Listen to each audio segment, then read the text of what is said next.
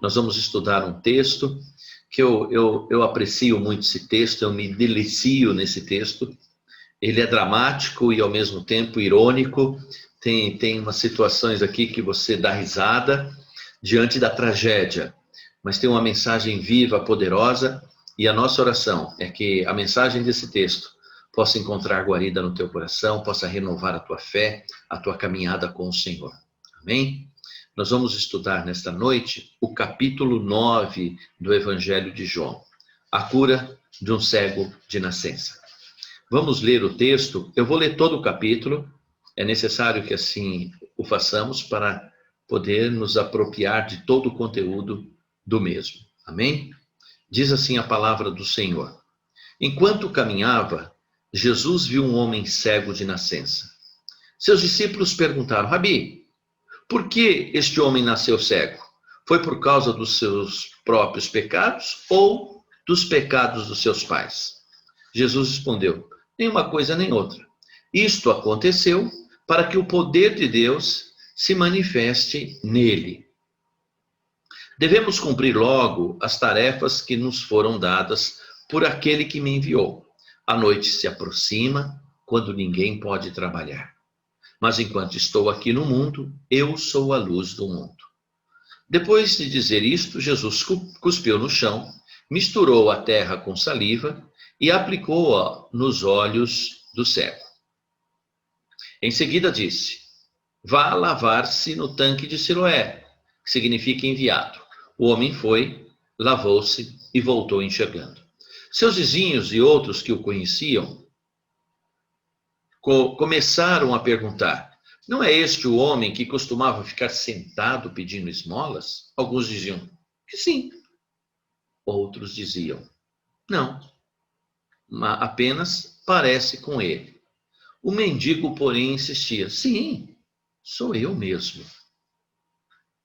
Quem curou você? Perguntaram eles. O que aconteceu? Ele respondeu: o homem chamado Jesus misturou terra com saliva, colocou-a em meus olhos e disse: vá lavar-se no tanque de Siloé. Eu fui e me lavei e agora posso ver. Onde está esse homem? Perguntaram. Não sei, respondeu ele. Então, levaram aos fariseus o homem que havia sido cego, pois foi no sábado que Jesus misturou terra com saliva e o curou. Os fariseus encheram o homem de perguntas sobre o que havia acontecido, e ele respondeu: colocou terra com saliva em meus olhos, e depois que me lavei, passei a enxergar. Alguns fariseus disseram: este homem não é de Deus, pois trabalha no sábado. Outros disseram: mas como um pecador poderia fazer sinais como esses? Havia entre eles uma divergência de opiniões. Os fariseus voltaram a perguntar ao homem que havia sido cego: o que você diz desse homem que o curou? Ele deve ser profeta, respondeu o homem. Os líderes judeus se recusaram a crer que ele havia sido cego e estava curado. Por isso mandaram chamar os pais dele e perguntaram: este é seu filho? Ele nasceu cego? Se foi, como pode ver agora? Os pais responderam: sabemos que ele é nosso filho e que nasceu cego. Mas não sabemos como pode ver agora, nem quem o curou. Ele tem idade suficiente para falar por si. Perguntem a ele. Seus pais disseram isto com medo dos líderes judeus, pois esses haviam anunciado que se alguém dissesse que Jesus era o Cristo, seria expulso da sinagoga. Por isso disseram: ele tem idade suficiente, pergunte a ele. Então, pela segunda vez chamaram o homem que havia sido cego e lhe disseram: Deus é quem deve receber glória por aquilo que aconteceu, porque sabemos que esse Jesus é pecador. Não sei se ele é pecador, respondeu o homem, mas uma coisa eu sei: eu era cego e agora vejo. Mas o que ele fez? Perguntaram. Como ele o curou? Eu já lhe disse, exclamou o homem, Vocês não viram? Por que querem ouvir outra vez? Por acaso também querem se tornar discípulos dele? Então, eles o insultaram dizendo, você é discípulo deles, não nós. Nós somos discípulos de Moisés. Mas sabemos que Deus falou a Moisés, mas nem sabemos de onde esse homem vem. Que coisa mais estranha, respondeu o homem. Ele curou meus olhos e vocês não sabem de onde ele vem? Sabemos que Deus não atende pecadores, mas está pronto a ouvir aqueles que o adoram e fazem sua vontade. Desde o princípio do mundo, ninguém foi capaz de abrir os olhos de um cego de nascença. Se esse homem não fosse de Deus, não teria conseguido fazê-lo. Você nasceu inteiramente pecador, disseram eles, e quer ensinar a nós? Então o expulsaram da sinagoga. Quando Jesus soube que o que havia acontecido, procurou o homem e lhe disse, você crê no Filho do Homem? Quem é ele, Senhor? Perguntou o homem. Quero crer nele. Jesus respondeu, você ouviu e ele está falando com você. Sim, Senhor, eu creio, declarou o homem, adorou a Jesus. Então Jesus disse, eu vim a este mundo para julgar, para dar visão aos cegos e para fazer com os que veem se tornem cegos. Alguns fariseus que estavam por perto ouviram e perguntaram, você está dizendo que nós somos cegos? Se vocês fossem cegos, não seriam culpados, respondeu Jesus. Mas a culpa de vocês permanece, pois afirmam que podem ver. Amém? Texto preciosíssimo. Vamos aqui agora para a nossa meditação. O tema da nossa mensagem é: o pior cego é aquele que acha que pode ver. Esta passagem, como eu disse há pouco, é uma das passagens mais interessantes, na minha opinião. Ela é rica, ela é preciosa, ela tem muito a nos ensinar. Nós estamos estudando uma série de mensagens sobre a declaração de Jesus como eu sou. E aqui, mais uma vez, Jesus se apresenta como eu sou. E ele diz aqui, eu sou a luz do mundo, no versículo de número 5. O eu sou é uma declaração sobre sua divindade. Ego eimi, no grego, que faz alusão à apresentação de Deus para Moisés na sarça, como ele diz, o eu sou te enviou, o Jeová. É o Deus presente. Jesus se apresenta como o Messias encarnado.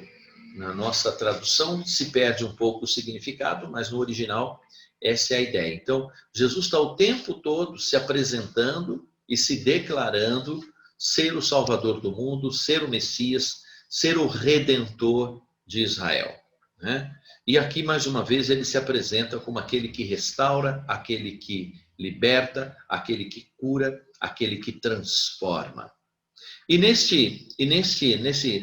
nessa narrativa aqui, nós temos alguns personagens, Nós temos aqui Jesus, nós temos os discípulos, nós temos o cego, nós temos os vizinhos do cego, nós temos os pais do cego e nós temos aqui os líderes religiosos. E nós vamos olhar um pouquinho o posicionamento de cada um deles diante dessa situação. Qual é a situação? Havia um homem que estava cego e vivia de esmolas.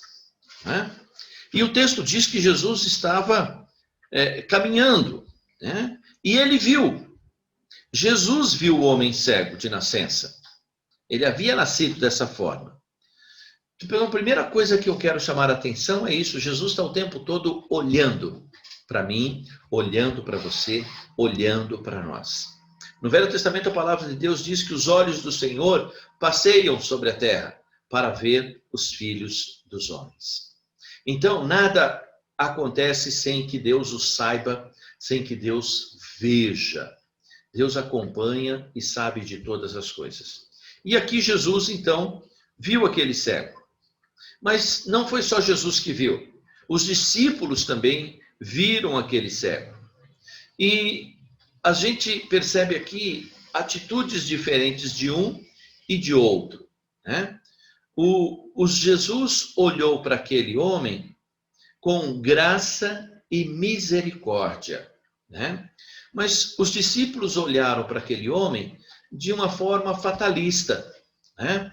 Como se aquela condição fosse imutável, irreversível, como se fosse algo, um castigo, um, um, uma consequência de algo que esse homem tenha feito ou que os seus antepassados possam ter feito. Muita gente acredita nisso, né? Que os infortúnios pelos quais estão passando são consequências de pecados deles ou dos seus antepassados, seus pais ou coisas do gênero. A palavra de Deus não sustenta essa teoria, né? Essa doutrina de que a Bíblia fala que Deus não visita o pecado no filho, tá? Lá em Ezequiel nós temos isso: a alma que pecar, essa morrerá. E os discípulos aqui fazem um questionamento sobre isso. Senhor, quem pecou para que ele ficasse nessa condição? O que ele fez de errado? A Bíblia fala que nós nascemos em pecado. O erro não é pessoal, o erro é de nós nascermos num mundo caído. O pecado gera sofrimento, gera dor, gera doença, gera situações que não é de ordem pessoal, não tem culpa. Esse homem não era culpado de ser cego, seus pais não eram culpados deles. São circunstâncias da vida, são contingências da vida. E muitas vezes a gente se depara com situações que são, aos nossos olhos, imutáveis. Mas a gente também crê na palavra de Deus que diz que, aos olhos de Deus, nada é impossível. E aqui, de novo, na nossa tradução em português, fica difícil compreender. Mas se a gente fizer um pouquinho de exercício aqui, a gente vai entender o que Jesus está dizendo. A pergunta dos discípulos foi essa, então. Por que ele está cego? Ele está cego porque os seus pais fizeram alguma coisa ou ele fez alguma coisa?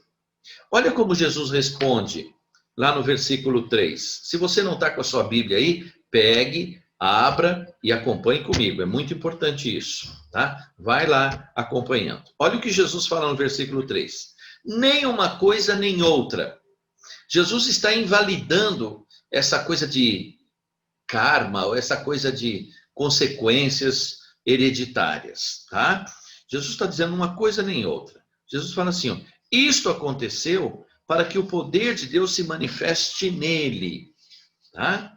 Devemos cumprir logo as tarefas que nos foram dadas por aquele que me enviou. Numa compreensão maior, Jesus está dizendo o seguinte: olha, a questão não é quem pecou ou deixou de pecar, tá? Essas coisas não estão em evidência aqui. Não é isso que é importante. O que é importante é o seguinte: é que eu estou aqui, eu sou a luz do mundo, né? E eu posso mudar essa situação, eu posso transformar essa realidade, eu posso libertar, eu posso trazer visão a este homem. É isso que Jesus está dizendo aqui, ó. O fato é que a glória de Deus pode se manifestar aqui porque eu estou aqui, eu sou a luz do mundo. E a presença de Jesus é uma ação transformadora, redentora da vida de todos nós, né? Então, o que Jesus está afirmando, vamos aproveitar que eu estou aqui, em vez de a gente ficar discutindo teologia sobre o porquê que ele está assim, vamos ver o que a gente pode fazer para mudar essa realidade? Eu posso fazer algo por esse homem. E ele efetivamente o fez. E então, ele diz aqui o texto, Jesus cuspiu no chão e misturou terra com a saliva. Alguém fala, nossa, pastor, que coisa esquisita que Jesus fez, né? Por que ele fez isso? Bom, se você começar a pesquisar, você não vai achar ninguém falando sobre isso. Mas eu tenho aqui algumas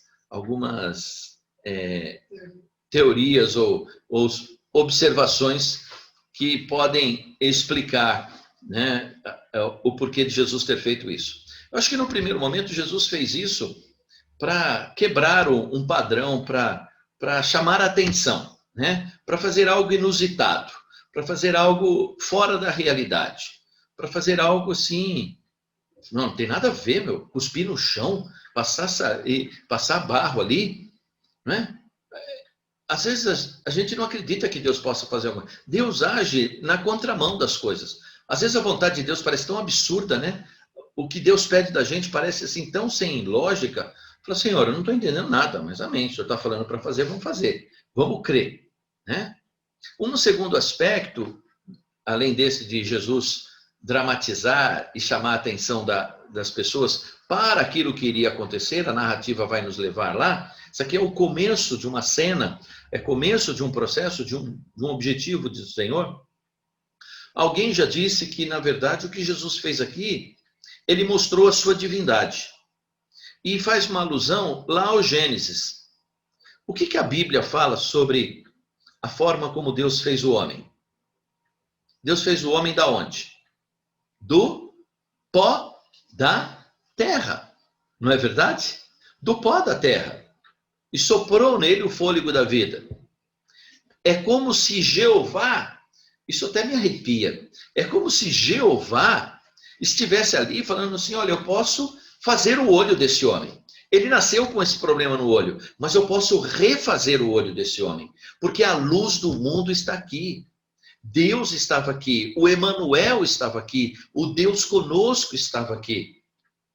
Nós acabamos de louvar o Senhor com aquele hino, ó, quão maravilhoso é esse nome, né? Ó, quão lindo esse nome é. Ele deixou a glória, ele veio aqui, e Jesus ficou aqui por um tempo, e quando aqui esteve, ele fez uma interferência na história, ele mudou, ele transformou, e quem teve a oportunidade de ter contato com Jesus, teve experiências extraordinárias, né? E este homem foi uma destas pessoas.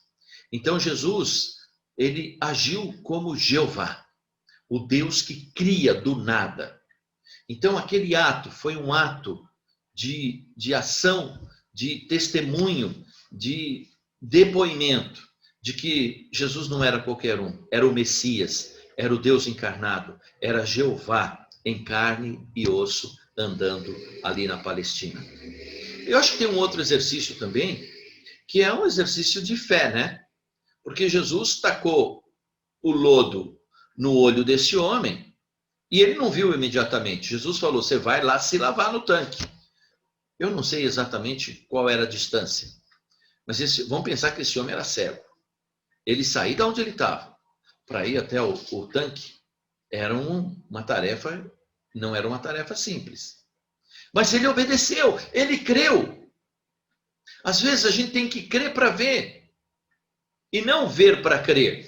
Ele creu naquilo que Jesus havia dito.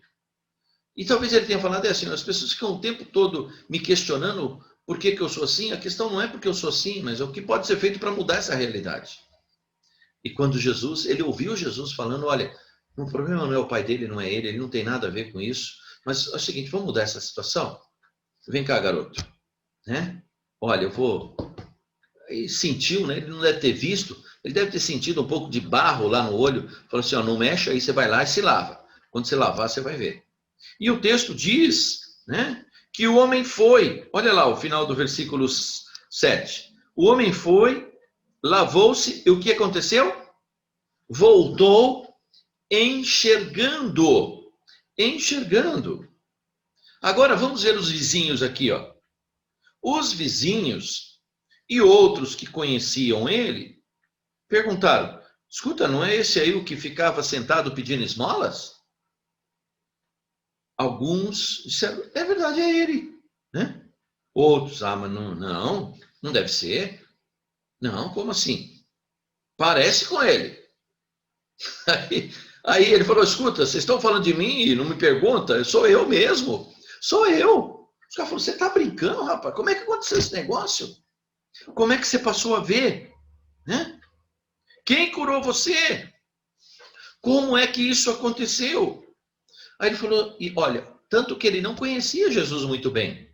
Ele falou assim: o homem chamado Jesus, né, misturou terra com saliva, colocou-a em meus olhos e me disse: vá lavar-te no tanque de Siloé. Eu fui e me lavei, e agora posso ver. E onde está esse homem? Ele falou: não sei.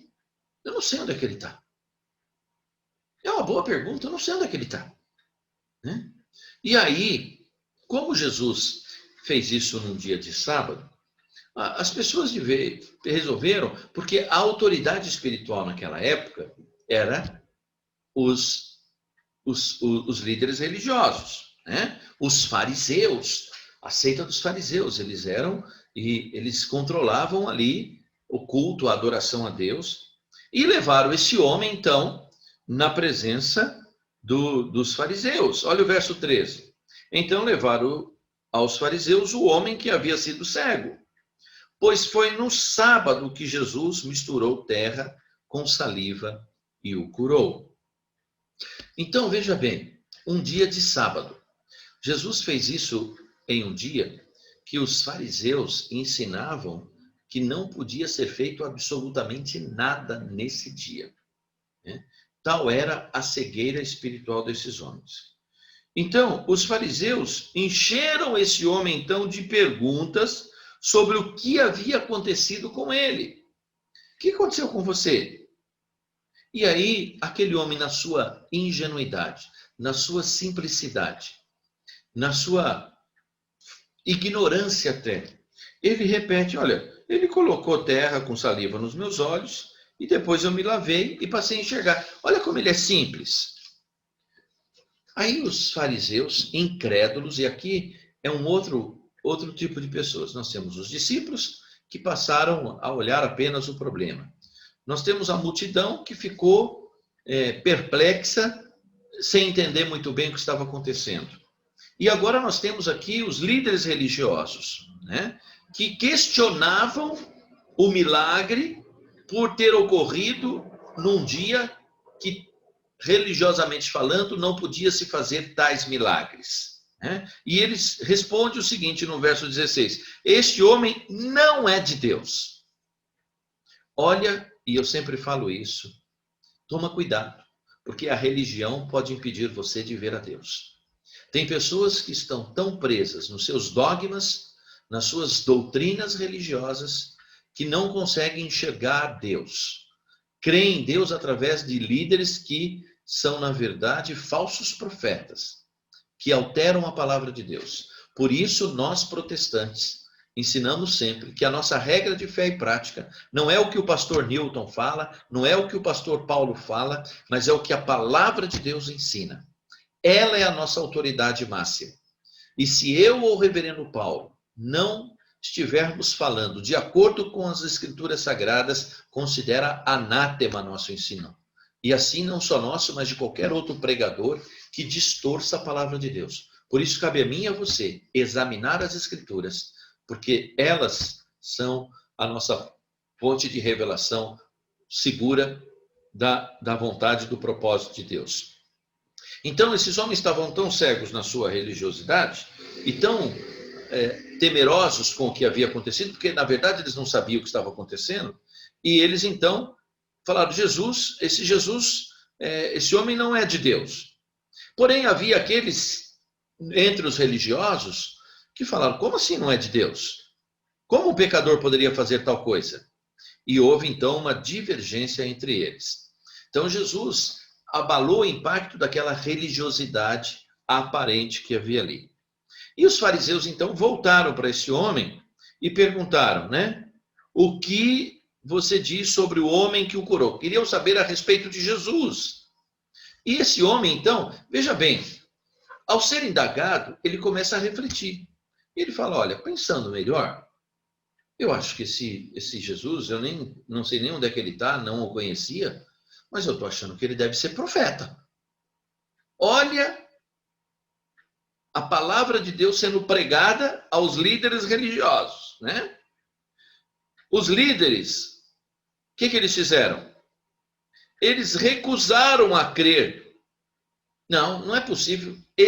Olha a incredulidade. Não, esse cara não deve ser. Não, não foi cego. Você está com conversinha. Ele não foi cego. Eu preciso tirar essa. Chama lá o pai e a mãe dele. Ele não pode ter nascido cego. Irmãos, olha o que a incredulidade faz. Às vezes a gente está falando, e as pessoas não enxergam. A palavra de Deus diz assim, em 2 Coríntios 4:4, que o Deus desse século cegou o entendimento dos incrédulos para que não lhes resplandeça a luz do evangelho da glória de Cristo. Então, se você tem um amigo, um parente, um conhecido que não acredita, fala assim, você está perdendo o tempo de ir para a igreja, de ficar cultuando a Deus, Deus não existe, sabe? Não entra em confronto. Ora para que Deus abra o entendimento dessas pessoas. Porque aqui essas pessoas estavam cegas. E às vezes tem uma fé distorcida, porque esses homens tinham fé em Deus, mas uma fé equivocada, uma fé errada. Às vezes tem muita gente que fala, não, eu creio em Deus. Mas crê de que forma que você crê? Se você não crê que Jesus é o Filho de Deus, sua fé em Deus não serve para nada. A verdadeira fé é a fé que professa ser Jesus o Filho de Deus. A fé em Deus, por mera, toda religião leva para o céu? Não. A Bíblia que eu leio diz que não. Jesus diz que eu sou o caminho. Jesus não está falando eu sou um dos caminhos. Eu sou o caminho, a verdade e a vida, e ninguém vem ao Pai senão por mim. E a palavra de Deus também diz, não existe nenhum mediador entre Deus e os homens, pelos quais importa que sejamos salvos. Então, não é qualquer religião que salva, religião nenhuma salva, né? Nem a nossa religião salva. Religião não salva. Religião é só um meio de nós exercitarmos nosso serviço a Deus. O que salva é a fé em Jesus Cristo. Né? E eles então se recusaram a crer. Né? E mandaram chamar então seus pais. E aqui entra em cena também os pais desse moço. Olha, eles deveriam estar louvando e glorificando, né? E falando, olha, é nosso filho, realmente ele é nosso filho, ele nasceu cego, eles deram testemunho, agora nós não sabemos o que aconteceu com ele e como ele passou a ver. E eles tinham medo. Olha como às vezes as pessoas ficam presas nos seus temores. Eles tinham medo de serem expulsos da sinagoga. Tem gente que tem vergonha de professar sua fé em Jesus, de confessar e aceitar Jesus como seu Senhor e seu Salvador. A palavra de Deus diz assim, aquele que me negar diante dos homens, eu negarei diante de meu Pai que está nos céus. Mas aquele que me confessar diante dos homens, eu o confessarei diante de meu Pai que está nos céus. Eu não sei o que aconteceu com os pais desse rapaz. A história não nos conta. Mas aqui eles estão longe. Eles não procuraram conhecer Jesus. Eles estavam muito mais presos no medo. Às vezes o medo nos afasta do Senhor. Eu quero crer que depois desse moço, ele foi e falou do amor de Jesus Cristo e levou seus pais a Cristo. Porque nós vamos ver, esse moço ainda não é convertido. Ele teve uma experiência de ser curado. Mas ele vai ter a segunda cura, que é a cura espiritual. Abriu os olhos da alma. Por enquanto ele foi curado apenas fisicamente. Mas agora, e daqui a pouco, ele vai conhecer o Messias. Ele ainda não conhece. Seus pais também não conhecem. Né? E aqui começa uma situação que eu acho que é irônica. É um dos textos mais irônicos e mais profundos de teologia que nós temos aqui. Né? Então, eles falam que, olha, pergunte a ele, idade tem. Né? E por quê? Porque havia uma ameaça, como diz o versículo 22 aqui, ó, se alguém dissesse que Jesus era o Cristo, seria expulso da sinagoga. Deixa eu falar uma coisinha aqui, abrir um parênteses. A Bíblia fala de um tempo chamado Grande Tribulação. Um tempo em que professar o nome de Jesus será sinônimo de perseguição, de morte, de perda de direitos. Esse tempo vai chegar. Esse tempo vai chegar porque a Bíblia fala desse tempo. Hoje nós podemos falar de Jesus e não sofrer nenhuma represária, estamos aqui todos nos nossos lares, temos liberdade, mas esse tempo de graça, esse tempo de liberdade religiosa, ele vai acabar, né? A religião, a igreja, não vai subsistir. Quando eu creio no arrebatamento, quando a igreja for tirada daqui, um novo período vai se iniciar. E aqueles que não creram em Jesus, que não entregaram suas vidas para eles, vão ficar aqui. E esse período será um período de grande perseguição. E todos aqueles que negarem a Jesus sofrerão suas consequências, né? Então aqui nós temos um texto que nos aponta isso. Os pais aqui ficaram com medo de serem punidos, de serem expulsos da sinagoga. Estavam muito mais presos na sua religião do que naquilo que haviam visto na vida do seu filho. Então, fecha esse parênteses. Então, pela segunda vez, ao versículo 24. Pela segunda vez, chamaram um homem que havia sido cego e lhe disseram: Deus é quem deve receber a glória por aquilo que aconteceu, pois sabemos que este Jesus é pecador. Olha como a fé desse homem vai crescendo. Primeiro ele falou que não conhecia. Depois ele falou, ó, ele deve ser profeta. E aí quando ele é indagado, falando, ó, ele é pecador.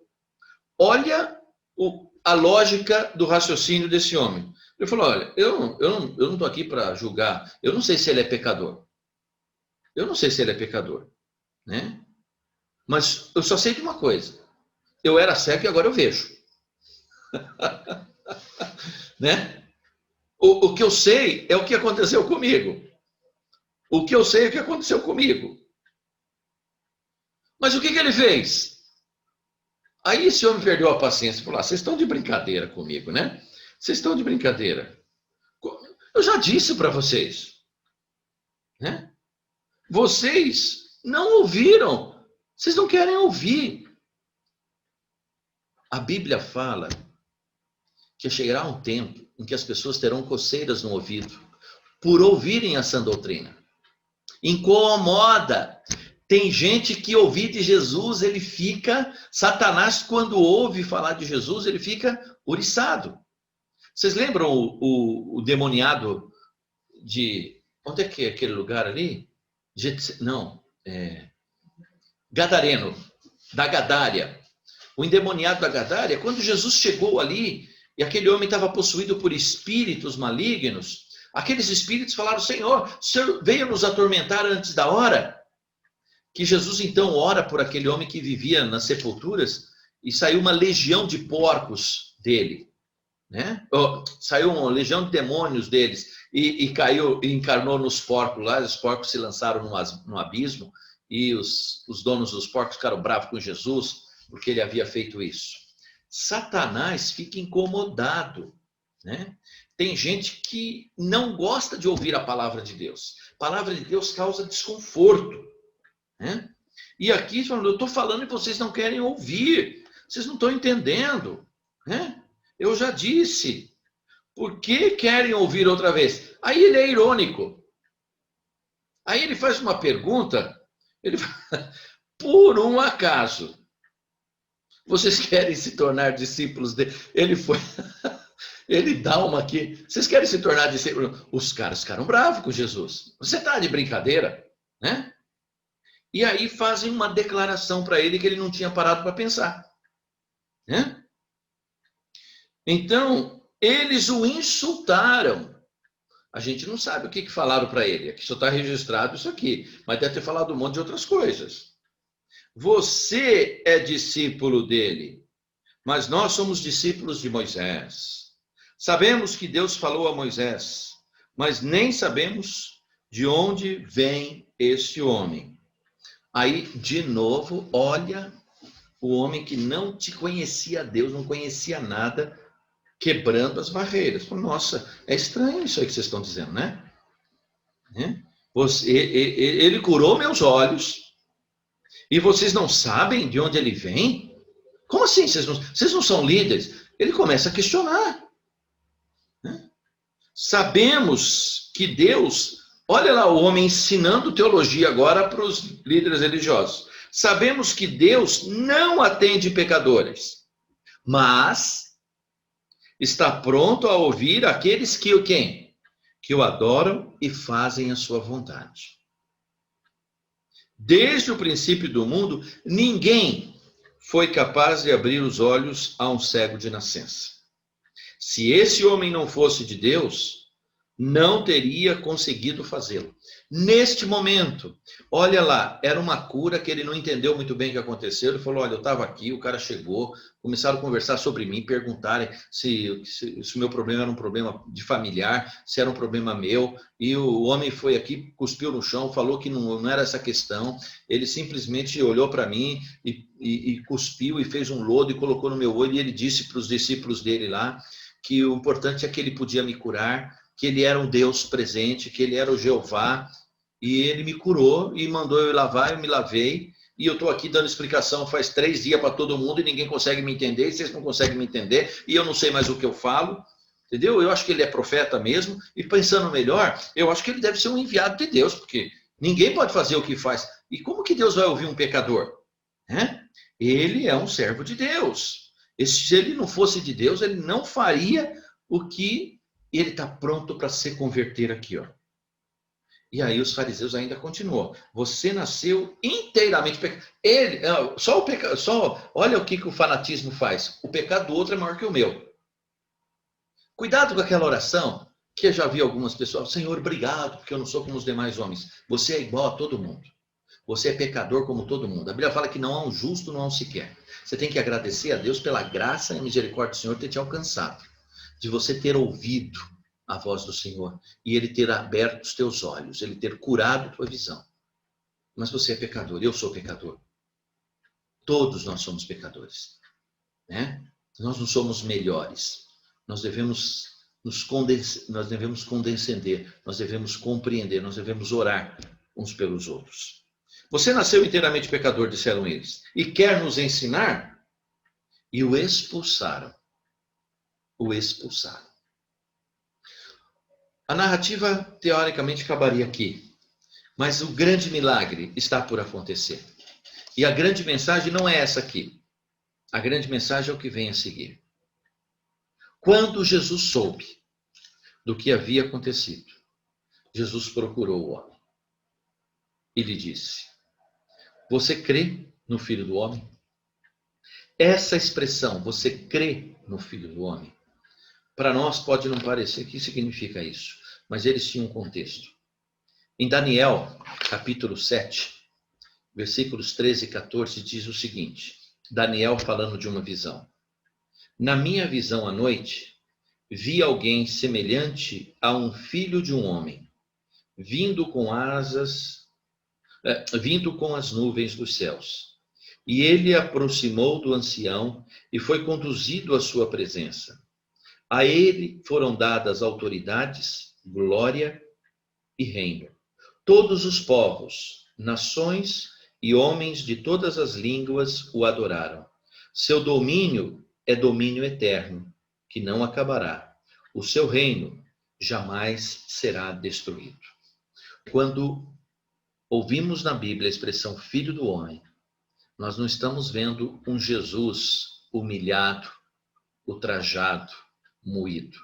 Mas nós estamos falando do Rei dos Reis, do Senhor dos Senhores. Aquele que reina e vive, como diz o Salmo 2, aquele que vai reger as nações com braço de ferro. É o Deus Todo-Poderoso. É o Jeová presente. E quando ele fala, você crê no Filho do Homem? Esse homem pergunta, quem é ele, Senhor? E Jesus fala, eu quero crer nele. Esse homem já estava aberto, quando ele viu Jesus, ele falou, esse cara tem alguma coisa diferente, eu preciso experimentar, eu preciso saber o que é essa diferença. Talvez você tenha ouvido de Jesus ao longo da sua vida, talvez você tenha sido abordado durante muito tempo com o Evangelho. Deus tem chamado você de várias maneiras, e talvez você até hoje não teve um encontro pessoal com Jesus. Você tem recebido bênçãos de Deus, como esse cego recebeu a visão. Mas talvez você ainda não passou por um processo de nascimento, de transformação, de renovação. Talvez a sua alma ainda esteja presa nesse mundo, nos valores desse mundo. Mas eu quero dizer para você que assim como esse homem foi liberto, ao encontrar-se com Jesus, Deus pode hoje te libertar. Mas a pergunta que eu tenho que fazer para você foi a pergunta que Jesus fez para esse cego. Você crê no Filho do Homem? Você crê no Rei dos Reis, no Senhor dos Senhores, naquele que vive e reina eternamente, aquele que foi morto, mas ressuscitou, está nos céus e há de voltar para buscar os seus, para reinar com ele? Você crê nisso? Não é crer no Jesus histórico apenas, naquele que fez grandes milagres na história, mas naquele que morreu pelos teus pecados, o Filho do Homem, porque nós vamos reinar com ele. Você crê nisso? Esse homem fez uma pergunta: Senhor, quem é ele para que eu creia? E Jesus falou: sou eu. Você ouviu e ele está falando com você. E esse versículo 38, eu quero, se você ainda não fez essa oração, eu quero desafiar você a fazer. Que você transforme este versículo nas suas palavras. Que você possa dizer como esse homem disse: Senhor, sim, eu creio. Sim, eu creio. E quando a gente crê, e quando a gente acredita no Jesus, que é o Filho de Deus, no Emmanuel, no Deus conosco, nós o adoramos.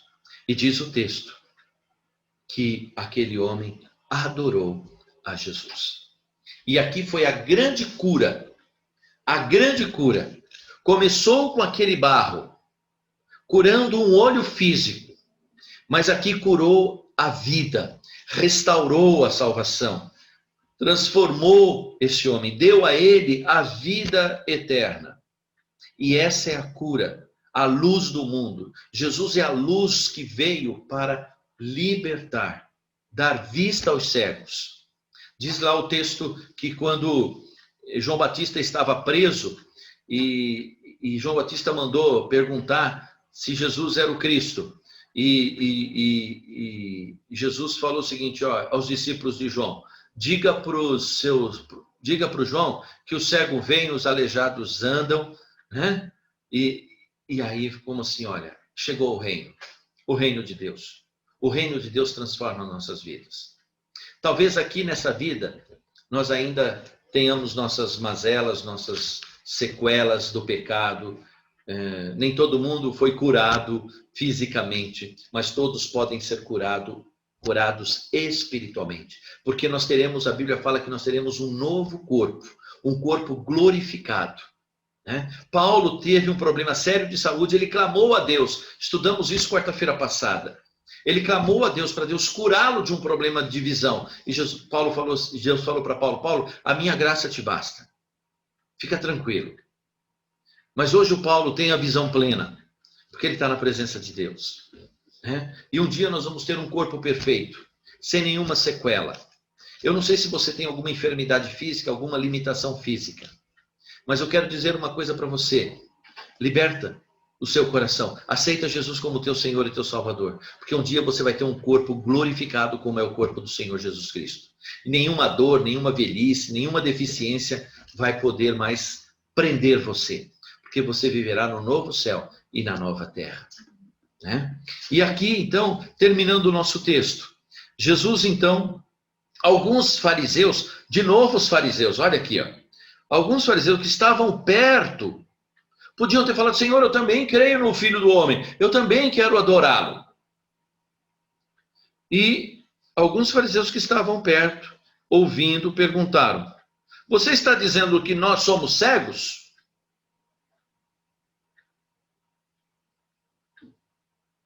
Como é que é? Não, você está dizendo aí que a gente é cego? Não. Se vocês fossem cegos, não seriam culpados. Respondeu Jesus. Mas a culpa de vocês permanece, pois afirmam que pode ver. Sabe qual é a maior culpa? É você achar que você é perfeito. Jesus está fazendo uma brincadeirinha aqui. É achar que você não precisa. Não, eu não vim para... Jesus falou: eu não vim para os sãos, eu vim para os doentes. Eu não vim para quem se acha perfeito. Quem se acha perfeito não precisa de mim. Todos nós somos cegos. Todos nós nascemos cegos. Espiritualmente cegos. Espiritualmente cegos. Se você ainda está cego, Deus quer dar visão a você. Deus quer abrir os teus olhos. Não faça como esses homens que se achavam. Não, nós não somos cegos. Todo mundo é cego. Até ser alcançado e liberto por Jesus. Eu sou a luz do mundo. É essa luz que quer penetrar no meu coração, no seu coração, no nosso coração. E nos fazer ver a glória do Senhor e o adorá-lo. Vamos adorar o Senhor, porque Ele veio a este mundo para nos libertar, para nos trazer visão, para nos curar, para nos restaurar, para a sua honra e para a sua glória. Um dia nós vamos morar com Ele e vamos reinar eternamente com Ele, porque Ele nos adotou na sua família como seus filhos amados. Que Deus te abençoe, em nome do Senhor Jesus. Amém.